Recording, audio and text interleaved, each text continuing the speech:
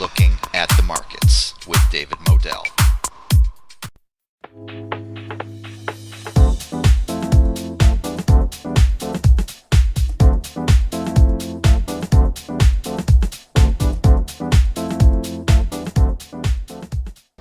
Hello and welcome to Looking at the Markets with David Modell. I have, well, they call him Mr. Silver. He is a legend in not just in silver, but in multiple industries, including the mining industry. He is Mr. Keith Neumeyer of First Majestic Silver Corp. And on the TSX exchange, that is ticker symbol FR. On the New York Stock Exchange, it is AG. And we're going to talk about the economy, mining, and opportunities that Mr. Neumeyer sees. Welcome to Looking at the Markets, sir. Thank you for coming on. Well, thanks for the invite, David. Yeah, all right. And I love the background, man. I am such a fan of both the physical and the mining stocks. I wanted to get into something that's been on my mind and I've spoken about many times when looking at the markets, the gold to silver ratio. It is fascinating to investors who've been trying to pinpoint when this trend is going to reverse because the gold silver ratio, it's around 120 right now when the median is usually around 60 if I'm correct. So it is way out of whack. People are wondering, when is the trend going to reverse? When is silver going to perform better than gold? They seem to be taking different paths. What's your view on this? Yeah, it's pretty shocking, actually, that we see the ratio where it is today. And I often point at the mining ratio, and people, often I don't think of the mining ratio. But, obviously I'm aware of it, and it's 8-to-1. So, which means for every 1 ounce of gold that's being mined globally by all the mining companies, only 8 ounces of silver are being mined, which tells you quite clearly that silver is a lot rarer than people actually think it is. So, how you can be trading at 120-to-1 and we're mining physical metal at only 8 times what's being mined in gold in the gold industry is quite dumbfounding, but it's a fact, and I would have never predicted this would have happened. I don't think anyone has predicted it. I was looking at the ratio at 85-to-90, and just a few months ago, I went out and bought some more physical metal. I think I bought another 500 ounces of physical silver in both January and February combined, and thinking that the ratio about 85 or things getting close to 90 at the time was a great time to be buying some more physical. Obviously that didn't prove out, very accurately, but interestingly enough, at least I was able to buy it. I paid a couple of bucks above spot at the time. So I think I was, paying $18.50. I think I bought my last physical at, and, today you couldn't even buy physical, under 20. So, despite the fact the spot is trading at 120-to-1, there's really no physical metal out there to buy anyways. But look, everything will revert to the mean. You asked when is it going to happen? Well, I don't know. I look at copper. Copper's been quite weak, and the industrial commodity, the industrial part of our economy is ground to a halt, which of course from a trading perspective, everyone's been selling their metals because they think that the economy is obviously in dire straits, so there's no demand for the metal, or at least that's a perceived notion out there, which I quite honestly don't really buy into. I know, speaking for First Majestic, a few months ago when this all started to happen, the COVID situation I'm referring to, we looked at our supply chains and we chose all our strategic chemicals and inputs to our business, and we decided to expand our inventories of critical components from previous numbers to current numbers. I'm not going to get into details, but in some cases we doubled our inventories in some critical components. And I could, I'm sure that if you're Sony or Apple or Toyota or Samsung, what's going into your devices that you're selling. Wouldn't you take advantage of these prices in the copper and silver markets to try to get as much physical metal as you could and just warehouse it, for the future? We did it at First Majestic, so I'm sure these major companies are doing it as well. So I think the demand side of the equation in the physical markets is still very much there. It's a huge opportunity, folks. If you don't have some precious metals in your portfolio right now, I don't see why not. I mean, this is the time, and silver is such a bargain right now. Right now we got the pandemic going on. It's disrupting so many industries. Mr. Neumeyer, can you please elaborate on what your thoughts are on a few things? Crisis management itself, the economic impact of shutting down. I mean, is this going to be a V-shape rally like some people are calling for, or maybe a W or a U-shape? And the impact on the mining industry as well. Yeah, well, there's lots of questions there. I would have preferred you ask them separately, but I'll try to bundle it all into a couple of different answers there. This is, shutting down a mine is not an easy thing to do. A mine is a part of a fairly complex supply chain, where there's, hundreds of people involved, if not thousands of people involved, all the different usables or things that we use throughout the daily life of a mine, plus all the stuff that we're exporting as well. There's, to shut that down, some governments like the Canadian government, others, the U.S. government, have deemed mining as essential, which I think was dead on the right decision to do, because the complexities in the supply chain, it's just very difficult to turn all that off, and it has ripples throughout the entire economy. And some governments recognize it. Mexico did not recognize it, unfortunately, and they have instructed the mines to shut down. Of our portfolio, some mines are easier to shut down. So we're sitting there now with 3 mines idle and then not producing an ounce. We still have security, and we still have all the a substantial amount of people still employed, and the communities still are active. We're obviously shut down the communities. We're putting all the controls in place to make sure everyone stays safe, and we are basically running these communities, and without us, these communities just simply wouldn't survive. So it's an interesting responsibility that we have, and then we're up to it. And I think for the most part, we're doing a pretty good job. The larger repercussions of this really depends on how quickly we could get these operations back up running. Obviously, longer they stay shut down, it's not so much the mines themselves. The metal's not going to go anywhere. Maybe we'll even get higher metal prices, and as a result of all of this, and when we do turn them back on, maybe we'll have $20 silver at the time, and $2,000 gold. So it may not be all bad, but my concern is really just the inputs. The oil sector is going through a lot of challenges right now, and a lot of the components that we purchase, including lubricants and cyanide and ammonia and diesel, of course, gasoline, all these types of things that the energy sector supplies us are critical for us. So, hopefully, we don't see complete breakdowns that aren't rebuildable, because I think that's the biggest risk. And it probably goes beyond just mining itself. If you've got little components going into your cell phone that you're manufacturing in China, and these components are coming from 10 different countries around the world, and then all of a sudden bankruptcies are starting to happen as a result of the pandemic, and you can no longer get these minor components that are going into your piece of equipment. You can no longer build that piece of equipment.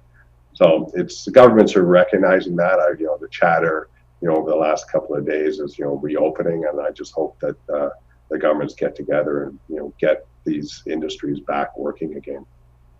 Again, I'm speaking with Mr. Keith Neumeyer, President and CEO of First Majestic Silver on the TSX exchange in Canada. It is FR in the United States. On the New York Stock Exchange, it is AG.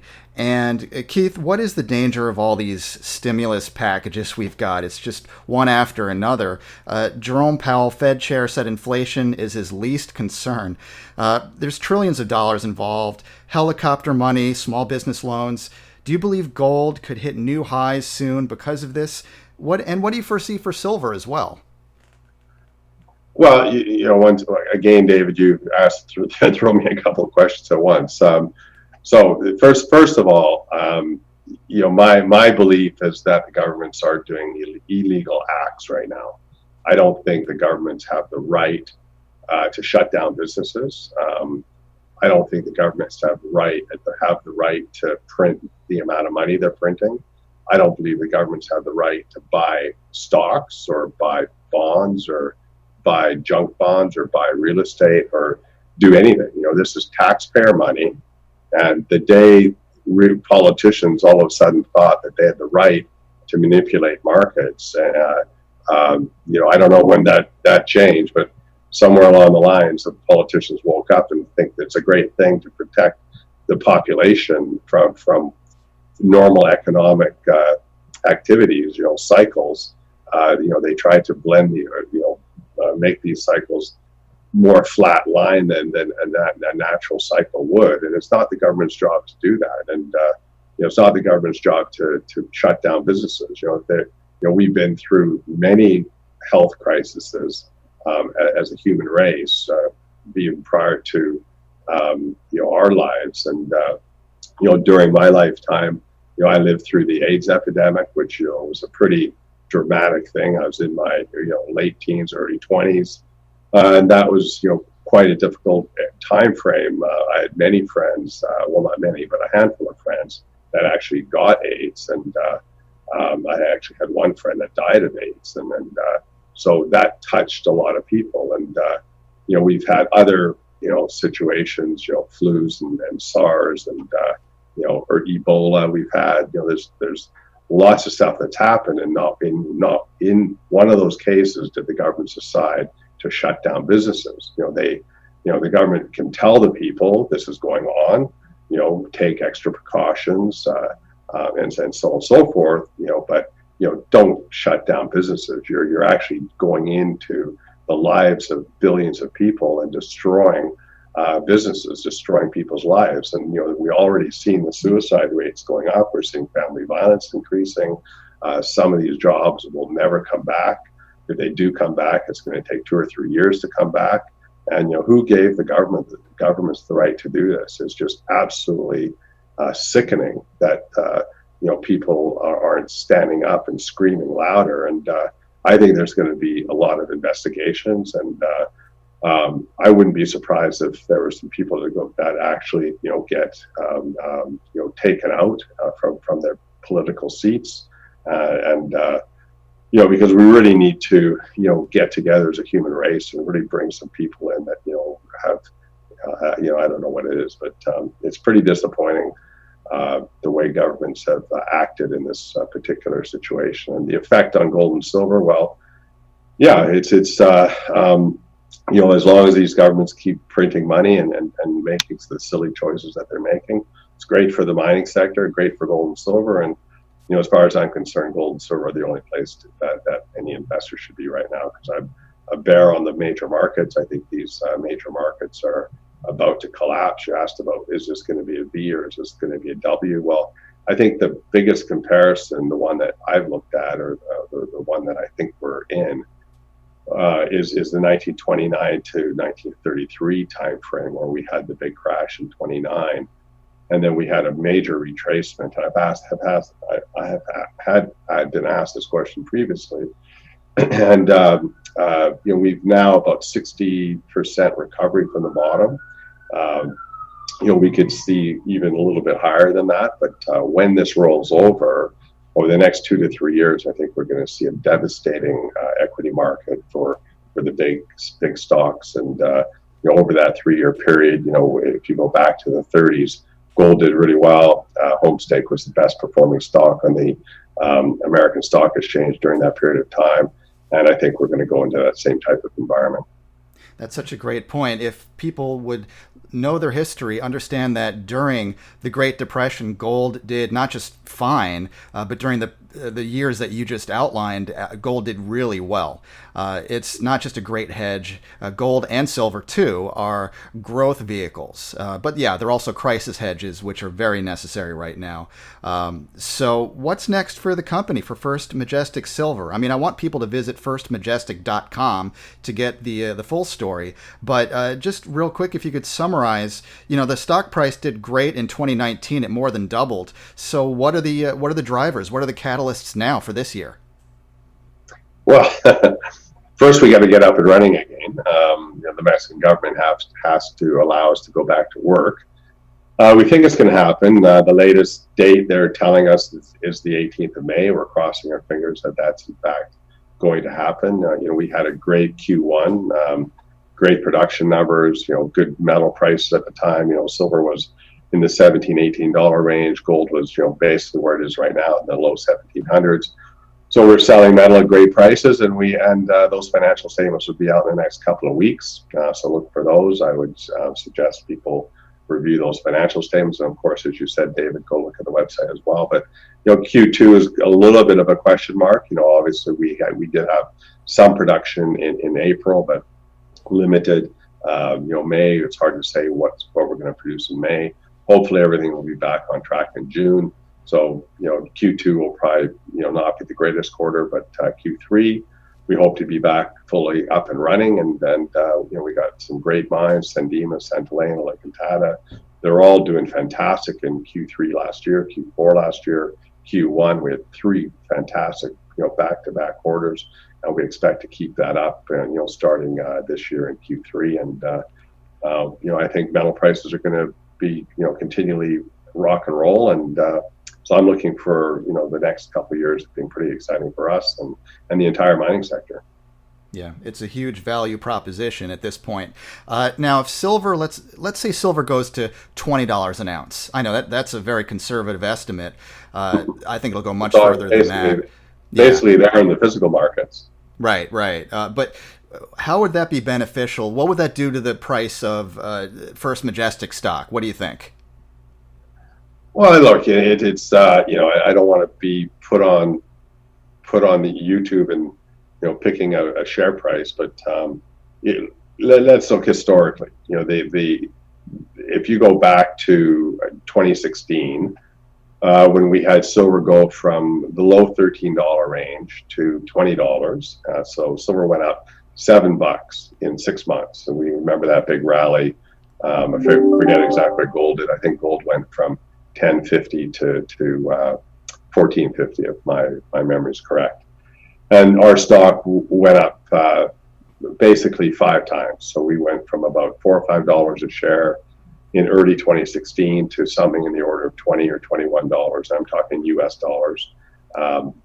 Canadian, it was in the $25 to $26 range by July or August of 2016. So, we had a $7 move in silver. We had something in the order of approximately a $20 move in the Canadian dollars in the share price. So, it's approximately 3 to 1. So you could use a 2.5 to 3 to 1 beta to the price of silver.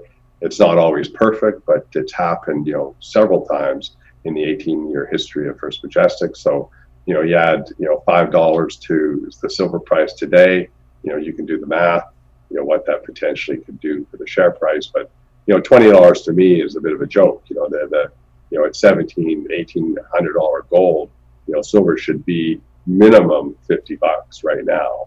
And, those are the kinds of numbers that I think we're going to see. I actually think we're going to see much, much higher silver prices than 50, but, at $15, it gets a little bit silly to, start talking about crazy numbers. But ultimately, I think we're going to go triple digits on silver. Yeah, I mean, we can't make any guarantees here, of course, but if and when silver gets to $50 or higher, if it gets back to those 2011 highs, just imagine, folks, what that would do to the mining shares. I mean, it's going to be incredible. I'm looking forward to this. I mentioned firstmajestic.com. Is that the best way for people to get more information? And how can people, get their questions answered about the company? Yeah, well, I hope thanks for your questions today. It was a lot there, and I tried to cover a lot in a short period of time, but I'm on Twitter. Keith, just at Keith Neumeyer is my Twitter account, and of course, firstmajestic.com, and I'm a chairman of another company called First Mining Gold.com as well. That's a gold company that's based in assets in Ontario and Quebec primarily, but silver's or First Majestic Silver is my full-time job, and can tell you it's busier than all. Despite the fact we have 3 mines shut down right now, we're pretty active. We're doing all kinds of things, in this new environment, getting ready for resumption of operations. Yeah. Well, thank you so much for coming on to Looking at the Markets. Thank you for putting up with my multiple questions at once. You're a great sport and one of the legends in the industry. You're welcome back to Looking at the Markets anytime. Thank you so much, sir. Great. Thanks, David. Appreciate your time.